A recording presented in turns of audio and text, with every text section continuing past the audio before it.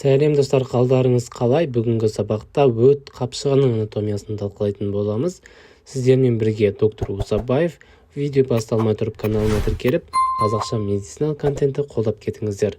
Өт қапшығы бауырдың астында орналасқан кішігірім ағза. Оның қызметі жиналған өтті 12 ішекке жіберу. Өт қапшығының ұзындығы 5-14 см. Өт қабының латыншасы везикофилия. Байқасаңыздар, формасы алмұртқа ұқсайды. Өт қабын үшке бөліп қарастырамыз. Фундус түбі, корпус денесі, мойыны. Өт қабының үш қабаты бар. Оларда некертіні қабаты, бұлшықет қабаты, шырышты қабаты. Өт өзегі дуктус цистикус.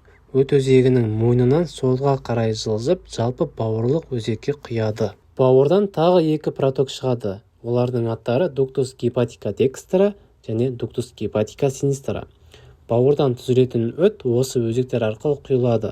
Ары қарай осы екі өзек қосылып, жалпы бауырлық өзекке айналады.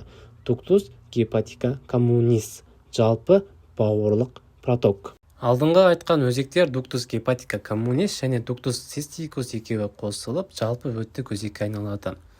Дуктус холедохус. Осы өзек 12 елшекке барып өтті құяды. Бұл өзек бауырлық 12 елшектік байламның оң жағында орналасқан. Ұйқы безі липаза, амилаза сияқты ферменттерді бөліп ас қорытуға қатысады. Ал сол ферменттерді шығаратын өзек, ол ұйқы безінің өзегі дуктус панкреатикус деп аталынады. Дуктус панкреатикус жалпы өттік өзекпен 12 елшекке құятын жерінің бірігіп орналасады. Неге? Себебі өтсіз сол ферменттер қызметін жасай алмайды. Сол үшін бірге орналасқан. Келесі, бауырлық ұйқы бездік ампула. Ампула гепатопанкреатика. Бұл ампуланың қызметі протоктардан келген ферменттерді реттеп отырады және қайтадан ферменттердің артқа қарай кіріп кетпеуіне жағдай жасайды. Рефлюкстің алдын алып отырады. Ампула гепатопанкреатиканың бас жағында фатерв емізікшесі орналасқан. Латыншасы папилла дуодени майор. Бұл емізікшеде Отти сфинктері бекітілген. Отти сфинктерінің қызметі 12 ершектегі химустың тамақтардың артқа қарай кетуіне кедергі келтіреді. Өт қабының мойнында тағы бір сфинктер бар. Оның аты Лютген сфинктері. Оның қызметі өтті 12 ершекке өткізу. Тамақ ішкен кезде ол сфинктер ашылып, тонысы күшейеді.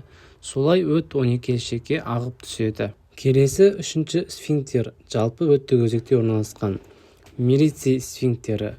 Бұл сфинктердің қызметі өттің бауырдан өт қабына және 12 елшекке түсуін реттеп отырады. Айтылған сфинктерлер дискинезия тақырыбын оқығанда керек болады, өте маңызды. Жалпы бауырлық өзек пен өттік өзектің дуктус цистикустың бұрышында орналасқан құрылым кало үшбұрышы деп аталынады. Бауырлық өзектен төмен қарай сызық жүргізсек, үшбұрыш пайда болады. Осы сызықтан өт қабын қандандыратын артерия цистикус ағып өтеді.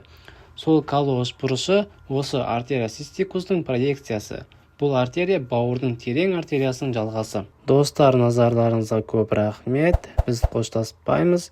Достар, каналыма тіркеліп кетіңіздер. Осы видеоны достарыңызға таратып, қазақша медициналық контентті қолдап кетіңіздер.